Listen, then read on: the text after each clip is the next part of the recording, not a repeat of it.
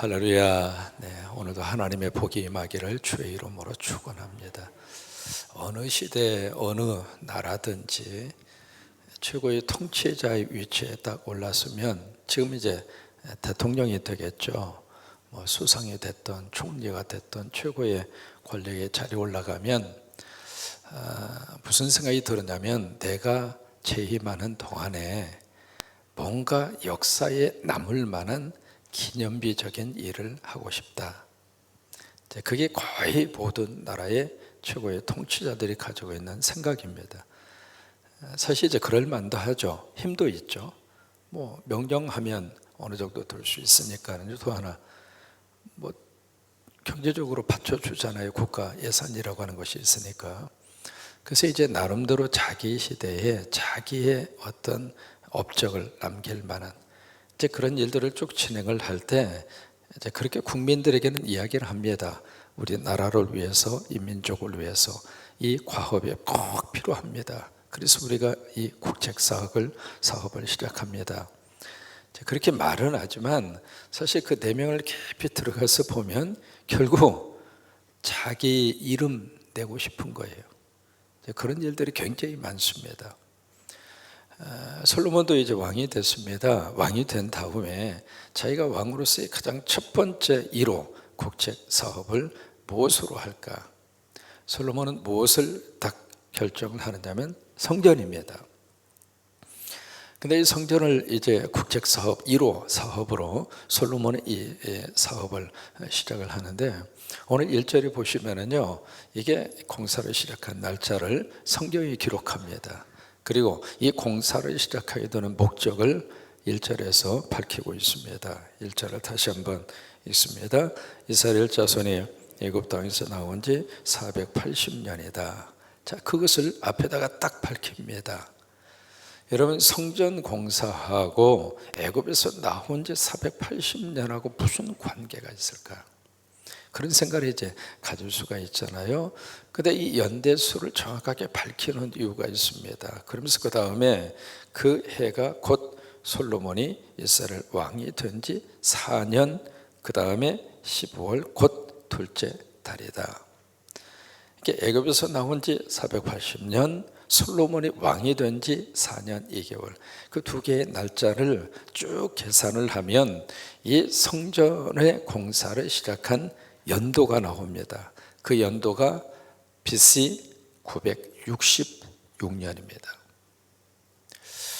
무슨 일이든지 큰 일을 이렇게 진행을 할 때 그 일을 시작하는 출발, 첫 삽을 떴던 그 날이 역사적인 날이잖아요. 이게 이스라엘 역사 속에서도 성막으로 쭉 이어져 왔던 하나님을 예배하는 공간이 성전 시대로 바뀌어지는 거예요. 그래서 성전 시대로 바뀌면서 성막 시대에는 말 그대로 텐트였잖아요. 그래서 이동식이었습니다. 여기서 들여다가 또 하나님이 이동하라 하면 아멘하고 가서 저쪽에서 이동하고, 이제 그런 식으로 유목민의 생활이었고 떠돌이의 삶이었기 때문에 그렇게 쭉 성막 중심으로 살던 그들이 이제는 그렇게 이동할 필요가 없었던 거예요. 그래서 이제 성전 시대로 바뀌어지는 어떤 역사적인 순간, 어떤 모멘텀이 이루어지는 그 순간, 그래서 이게 날짜를 기록합니다. 그래서 그 두 번째로 솔로몬이 그 다음에 참 중요합니다. 누구를 위해서? 크게 누구를 위해서? 참 이게 성전을 짓는 목적이라 그 말이에요. 왜 성전을 짓는가? 내 이름을 드러내기 위해서? 그게 아니라 그 말이에요. 왜 성전을 짓는가? 내 업적을 자자손손 역사 속에서 남기기 위해서. 그가 아니라고 하는 거예요. 이 성전을 짓는 솔로몬의 기본적인 마음의 자세는 누구를 위해서? 참 이게 우리가 하나님을 섬길 때 이런 마음이 꼭 필요합니다. 주님의 일을 우리들이 감당을 할 때 자칫 잘못하면 자꾸 내가 앞설 수 있거든요. 그리고 나라고 하는 것이 자꾸 거기에 중심으로 들어갈 수 있습니다. 그럴 염려가 많이 있는데 솔로몬이 이 성전을 지을 때 여호와를 위하여, 우리말 번역은 이렇게 되어 있습니다. 근데 영어 번역에 보시면은요, 여호와를 위하여라고 하는 이 단어가 주의 성전을 건축했다 그 말이에요. 나의 건축물을 건축한 것이 아니라 주님의 성전을 건축했다. 그게 이제 1절의 말씀이죠. 그러면서 2절부터 쭉 이 건축 사이즈가 나옵니다. 복잡하게 쭉 기록이 되어 있습니다만은 왜 이제 복잡하냐면, 건축의 설계도를 우리들이 딱 봤을 때, 설계도라고 하는 것은 그림이에요. 그림으로 설계도를 쭉 이렇게 그리고 치수를 옆에다가 써놓고 그러잖아요. 그런데 이것을 글씨로 표현하면 복잡합니다. 설계도로 그려놓으면 단순한데 그걸 풀어서 글로 써놓으면 머릿속에 잘 감이 잡히지를 않아요. 그래서 이제 이 부분이 2절부터 성전에 대한 사이즈라든지 성전의 조감도라든지 성전의 어떤 모양이라든지 그런 것들이 이제 머릿속에 잘 들어오지 않습니다. 두 가지만 기억하시면 돼요. 모세 시절에 있었던 성막과 솔로몬의 성전 사이즈가 꼭 성막의 딱 2배입니다. 2배 사이즈로 그렇게 지었고요. 또 하나 중요한 것은 높이예요. 높이. 성막이 있던 시절에는 높이 개념이 없습니다. 왜냐하면 거기에 이제 덮개로 해서 이렇게 성소와 지성소를 덮었을 뿐이고, 이쪽에 이제 성전 뜰이라든지 그쪽 지역은 천정이 없었어요. 그러니까 높이 개념이 별로 중요하지 않았는데, 이 솔로몬 시대에 성전을 지으면서 높이를 어느 정도 올라가느냐면 2절에 보시면은요, 높이가 30규빗이다. 30규빗이라고 하는 것은 그 당시에는 이제 자가 없었으니까 신체를 가지고 치수를 재고 그랬거든요. 규빗은 여기 이제 장지, 이 가운데 중지, 여기에서 이 손가락 끝에서 여기 팔꿈치 여기까지를 규빗이라고 그런 거예요.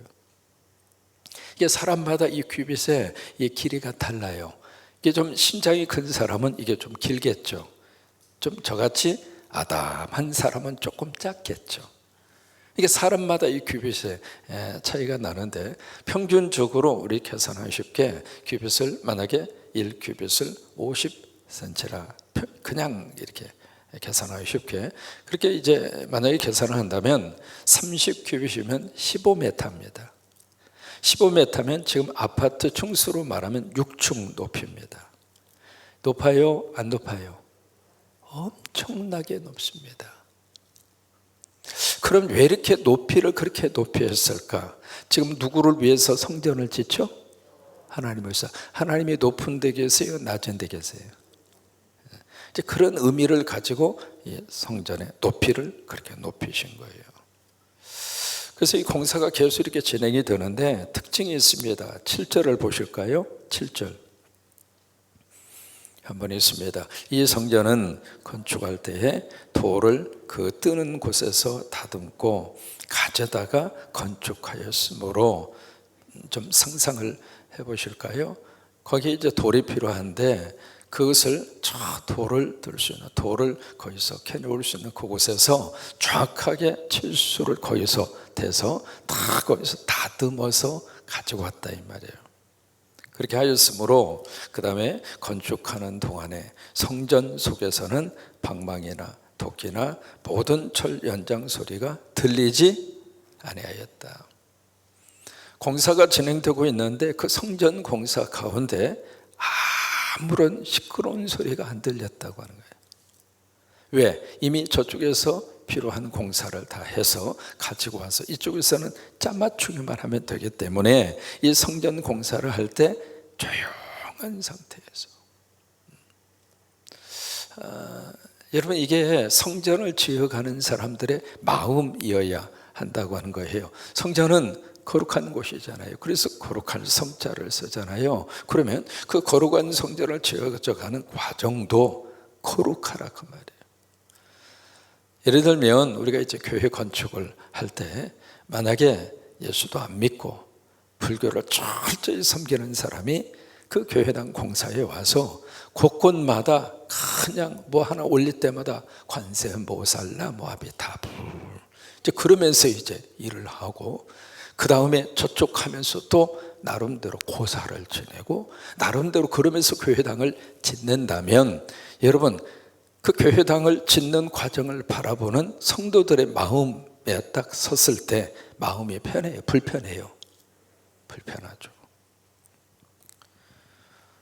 교회당을 짓는데 와서 일하는 인부들이 그냥 대낮부터 술을 거나하게 먹고 막 비틀거리면 그러면서 교회당을 짓고 있다면 그 교회당 짓는 것을 보는 성도들의 마음이 편하겠느냐 이 말이에요. 교회라고 하는 건물을 지을 때 그래서 가능하면이 아니죠. 믿는 업체가 들어와서 기도하고 믿음으로 그 건물을 짓도록 해야 할 필요가 있다고 하는 거예요. 여러분, 교회 일이라는 게 그렇습니다. 우리가 교회에 무슨 일을 할 때마다 그 교회를 통해서 이 교회 안에 다른 잡음이 들어오면은 하나님이 기뻐하지 않아요. 교회는 거룩한 곳이에요. 세상의 시끄러운 소리가 교회 속에 들어와서 그게 그 교회에 가장 중요한 영향력을 미치면 교회는 이미 거룩함을 상실하는 거예요. 그래서 이 성전을 지을 때 다른 잡소리가 들리지 않도록 세상적인 소리가 들리지 않도록 그래서 교회는 조용히 그 엄청난 건축이 이루어지는데도 불구하고 교회는 조용했습니다. 이 건축의 사이즈가 과연 우리식으로 평수로 계산을 했을 때 어느 정도 크기일까 궁금하잖아요. 전체 평수로 쭉 계산하면 90평입니다. 90평. 90평의 사이즈가 현대적인 개념으로 봐서 커요, 작아요? 작죠. 여러분, 우리 교회가 몇 평이나 될 것 같습니까? 90평이거든요. 성막은 그보다 더 작았고요. 90평 공사를 하는데 그 공사를 하는 모든 과정 속에서 이미 아버지 다윗부터 준비를 했고요. 솔로몬도 이 공사를 시작할 때 무려 4년 2개월 동안 준비 공사를 했고요. 뭐 이렇게 오래 걸렸을까? 우리식으로 생각하니까 그러는 거예요. 수천 년 전에 그 공사를 마감하는데 7년 6개월 걸렸거든요. 수천 년 전에 그 사람들의 입장으로서는 빨리 끝난 거예요. 일일이 다 손으로 해야 되잖아요. 기계가 어디가 있습니까? 운반도 다 사람이 해야 되고 그거 쉬운 일이 아닙니다. 그렇게 해서 이제 1차 성전의 외곽 자국 골조 공사가 끝납니다. 9절이거든요. 9절에 성전의 건축을 마치니라. 그래서 이제 외부 골조 공사가 끝난 겁니다. 아직 이제 내부 공사는 그 다음에 시작이 되잖아요. 그래서 14절에 보면 9절과 14절에 거의 같은 말이 반복해서 나와요. 14절에 솔로몬이 성전 건축하기를 마쳤다. 그 이야기는 모든 성전의 건축이 내부나 외부나 끝났다, 그 말이 아닙니다. 외부 공사가 끝났다, 그 말이에요. 그럼 외부 공사가 다 끝났을 때 하나님이 솔로몬에게 딱 나타나서 그래, 솔로몬 참 감사하다. 내 성전 지어주느라고 했었구나. 그 정성, 그 마음 내가 탐복을 했다. 내가 너에게 엄청난 복을 주겠다. 그렇게 말씀하신 것이 아니라 그건 그 다음 이야기입니다. 하나님이 나타나셔서 솔로몬에게 무슨 말씀을 하실까 우리가 집중해서 봐야 할 필요가 있습니다. 11절 12절이거든요.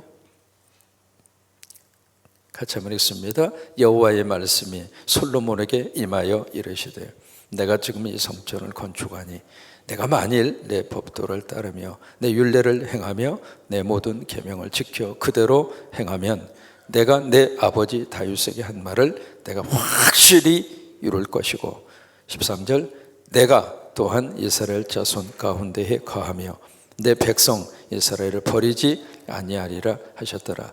성전이 건축이 되고 나서 성전 건축 그 자체가 끝이 아니라 그 말이에요. 건물이 지어졌다고 하는 그것보다 더 중요한 것이 있습니다. 그것이 바로 뭐냐면 하나님의 말씀을 잘 듣고 아멘, 말씀을 가슴에 새기고 말씀대로 순종하며 사는 거예요. 그게 사실은 더 중요해요. 신학교 시절에 강북에 있었던 이름을 대면 알만한 그 교회가 과감하게 한강 이남으로 강남 지역으로 교회당을 확장해서 건축을 했습니다. 여러분, 그 당시에 1970년대 강남 지역으로, 강북에서 강남 지역으로 옮기는 것은 엄청난 모험이었습니다. 근데 그 교회가 강남 지역이 그때만 하더라도 땅값이 쌌거든요. 여러분, 그때 여러분 땅 좀 사놓지. 굉장히 싼 그런 시절이었어요. 그래서 엄청나게 땅을 확보를 하고 교회당을 짓는데, 교회당을 마치 로마 고딕 양식으로, 그때는 충격이었습니다. 제가 신학생 시절입니다. 그래서 이제 공사를 딱 시작을 했는데 그 공사 규모가 너무 큰 거예요. 건축비도 많이 들고요. 그래서 그것 때문에 막 여기저기에서 매스컴도 그러고 막 무슨 돈을 그렇게 들여서 건물을 지어야 되느냐 하면서 뭐 별별 말들이 많았거든요. 근데 이제 하도 공사를 크게 시작을 하다 보니까 건축비가 부족해서 하다가 공사를 중단했습니다. 중단했는데 그 당시만 하더라도 그 공사가 딱 중단된 상태에서 그것을 현장을 유지하고 하면서 하는데 비용이 그 당시에 하루에 100만 원씩 들었습니다. 지금 100만 원하고 70년대 100만 원하고는 차이가 엄청나게 큽니다. 그래서 이제 여기저기 말들이 참 많았는데 그때 딱 학교에 공부가 시작이 되면서 정경현 교수라고 있습니다. 신학학을 가르치신 교수님이었거든요. 이제 그 문제 때문에 신학생들 저희들하고 교수님하고 같이 이야기를 하는데 참 그 말이 잊혀지지가 않아요.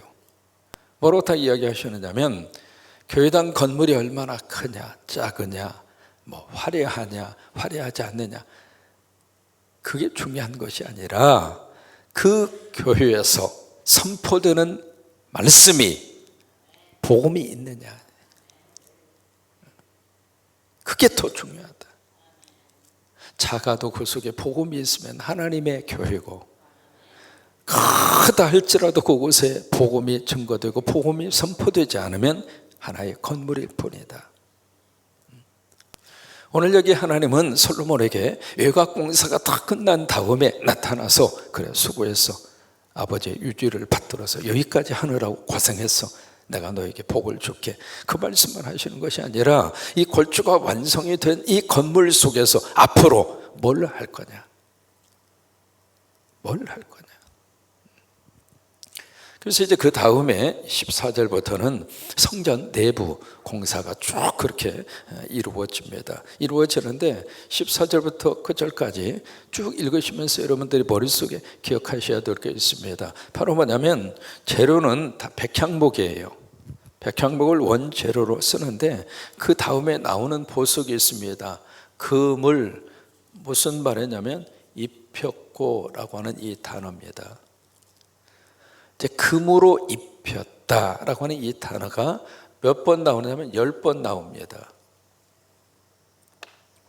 그러면 이 성전에 딱 내부로 들어가면 우리 눈에는 뭔만 보일까요? 금만 보입니다. 다른 것은 다 감추어져 있습니다. 오로지 금밖에 보이지 않습니다. 여러분, 금이라고 하는 이 단어는 이미 창세기 2장에서부터 나옵니다. 에덴 동산, 하윌라, 거기에 빛송강, 거기서 금이라고 하는 단어가 벌써 창세기 2장에서부터 나오거든요. 이 금이 의미하는 바가 무엇일까? 결혼식 할 때 금반지 끼잖아요. 왜 금반지 끼어요? 이게 금이 가지고 있는 여러 가지 의미가 있거든요. 상징성이 있거든요. 금은 변하지 않잖아요. 금은 그 가치가 그대로 유지가 되잖아요. 근데 이제 금, 특별히 이 성경에서 금이 의미하는 가장 중요한 뜻이 믿음. 그러니까 성전에서 우리가 가져야 되는 가장 중요한 것은 믿음이에요. 우리 히브리서로 가서 우리 한 군데만 같이 한번 찾아보시겠습니다. 히브리서 11장 6절 말씀 한번 찾아보세요. 히브리서 11장 6절 말씀. 믿음장이잖아요. 믿음장. 히브리서 11장 6절 말씀. 우리 찾으셨으면 함께 읽습니다. 시작. 믿음이 없이는 하나님을 기쁘시게 하지 못하나니 하나님께 나아가는 자는 반드시 그가 계신 것과 또한 그가 자기를 찾는 자들에게 상 주시니심을 믿어야 할지니라. 아멘. 이렇게 여러분 예배로 나올 때마다 하나님이 계신다, 하나님이 살아계신다, 하나님이 내 예배를 받으시고 하나님 우리 삼여신도 이 찬양을 받으시고 하나님이 여러분들의 기도를 받으시고 이 새벽에 왜 나왔는지 하나님은 아시잖아요. 이 새벽에 어떤 간절한 마음으로 새벽에 잠을 깨워서 아버지의 집에 왔는지를 하나님이 아시잖아요. 그러니까 그 하나님이 내 기도를 들으시고 내 예배를 받으셔서 상 주시는 이심을 믿어야 할지니라. 그러니까 그건 선택이 아닙니다. 그러니까 아버지 집에 나올 때마다 아버지가 가장 간절히 원하는 것은 믿음이에요. 여러분 믿음으로 딱 입혀서 이곳에 오세요. 예배 드릴 때 믿음으로 나를 딱 커버하시고. 그래서 이제 마지막 절 다시 한번 본문으로 가셔서 열왕기상 6장으로 가셔서 우리 38절 마지막 절이죠. 38절에 보시면 같이 한번 읽습니다. 11째 해 풀월 곧 8째 달에 그 설계와 식양대로 성전 건축이 다 끝났으니 솔로몬이 7년 동안 성전을 건축하였더라 라고 하는 단어로 끝이 납니다. 그래서 이제 여기에 열왕기상 6장에 무슨 말이 계속 반복되느냐면 성전이라고 하는 말입니다. 성전. 근데 이 성전의 개념이 구약에서 만나는 성전의 개념이 우리가 지금 신약 복음 시대를 살고 있잖아요. 예수님이 오셔서 우리에게 주신 성전의 개념이 다시 한번 재해석이 됩니다. 구약에서 말하는 성전의 개념은 우리가 생각하는 어떤 건물, 눈에 보이는 이 건물적인 의미가 굉장히 강하거든요. 근데 과연 이 성전이 뭐냐 이 말이에요. 그 성전의 개념을 가지고 이 땅에 오신 분이 누구냐면 예수 그리스도입니다. 그래서 우리는 성전을 딱 기억할 때 건물, 그것으로 끝나면 안 됩니다. 성경이 말하는 성전은 따라서 하세요. 성전은 예수님이시다. 다시 예수님이 성전이다. 이게 성전에 대한 개념을 제대로 알고 있는 사람이에요. 그 개념이 없이 교회당을 딱 보면서 성전이야 그 생각하고 그렇게 이야기하시는 분은 아직 성전의 개념을 정확하게 성서적으로 이해를 못하고 있는 거예요. 우리 그 개념을 두 군데의 성경만 찾아서 같이 한번 보실까요? 요한복음 2장으로 한번 가보시겠습니까? 요한복음 2장. 요한복음 2장 19절에서 21절까지입니다. 성전 문제 가지고 지금 말씀하시는 내용이거든요. 요한복음 2장 19절에서 21절. 이건 중요하기 때문에 꼭 찾으세요. 찾으셔서 크게 한번 읽었으면 좋겠습니다. 19절부터 시작. 예수께서 대답하여 이르시되 너희가 이 성전을 헐라 내가 사흘 동안에 일으키리라. 유대인들이 이르되 이 성전은 46년 동안에 지었거늘 내가 3일 동안에 일으키겠느냐 하더라. 그러나 예수는 성전된 자기 육체를 가리켜 말씀하신 것이라. 성경이 말씀하시잖아요. 성전이 누구예요? 예수님이 성전이에요. 예수님이. 한 군데만 더 찾아서 보십니다. 히브리서 9장으로 가보세요. 히브리서 9장. 예수님이 성전이라고 하는 사실을 이 신약 성경에서 곳곳에서 우리에게 말씀을 해 주시고 있거든요. 히브리서 9장 11절.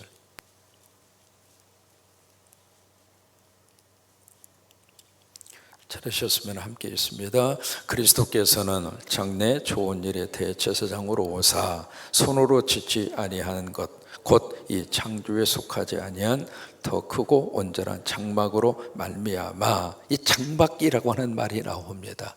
그 장막이라고 하는 말이 성막과 성전과 같은 뜻입니다. 여기 손으로 짓지 아니한 장막, 여기 이제 창조라고 하는 단어가 기록이 되어 있잖아요. 창조에 속하지 아니한 장막, 다시 말해서 사람이 지은 것이 아닌 건물, 그 말이에요. 더 크고 온전한 장막, 그 장막이 누구인가? 예수 그리스도입니다. 그래서 예수 그리스도, 성전된 예수 그리스도가 내 안에 들어와서 여러분이 성전이 되는 거예요. 그게 신약에서 말씀하시는 성전의 의미예요. 그래서 우리가 이 교회당을요, 성전이라 그렇게 말하는 것은 사실 성서적으로는 어울리지 않습니다. 여기를 어떻게 불러야 되는가? 그냥 교회당입니다. 교회당, 다시 말해서 예수 믿는 사람들, 예수 믿는 무리가 모여서 함께 예배하고 함께 하나님의 말씀을 듣고, 그런 하나의 예수 믿는 사람들이 모이는 공간일 뿐이에요. 그러니까 우리가 성전을 짓는 게 아닙니다. 성전은 누가 짓는가? 주님이 지으시는 거예요. 성전은 주님이 내 안에 들어오셔서 나를 성전으로 지으시는 거예요. 아멘. 그래요. 여러분 스스로가 이 구약을 읽으시고 신약을 읽을 때마다 이게 자꾸 건물적인 의미에서의 성전 개념으로 자꾸 흘러가니까 이게 건물 짓다가 다 끝나버리는 거예요. 건물을 짓지 말자, 그 말이 아닙니다. 건물이 있어야 모일 거 아닙니까? 이렇게 예배당이 있어야 같이 예배 드릴 거 아닙니까? 그 자체를 부정하는 것은 그것도 모순이 있습니다. 그러니까 필요한 공간은 필요하게 지어야 합니다. 그러나 그 건물 그 자체가 성전이다? 아니에요. 우리 교회도 무슨 예루살렘 성전, 무슨 성전 앞에다가 딱 붙였습니다만은, 저는 저렇게 붙인 이유가요, 이 공간 자체가 성전이어서 저렇게 붙였다고 해석하고 싶지가 않아요. 이 공간은 성전일 수가 없어요. 성전은 예수 그리스도예요. 그리고 예수님이 내 안에 계시는, 내가 성전이어서 성전이 아니라 성전된 예수님이 내 안에 계시기 때문에 내가 성전인 거지, 예수님이 없이 우리가 무슨 성전입니까? 아멘. 오늘도 성전된 예수님 다 모시고 예수님 안에서 행복하게 사세요. 예수님 안에서 감사하고 사세요. 예수님 안에서 노래 부르고 찬송 부르고 어깨 펴고, 아멘. 같이 우리 찬송하십니다.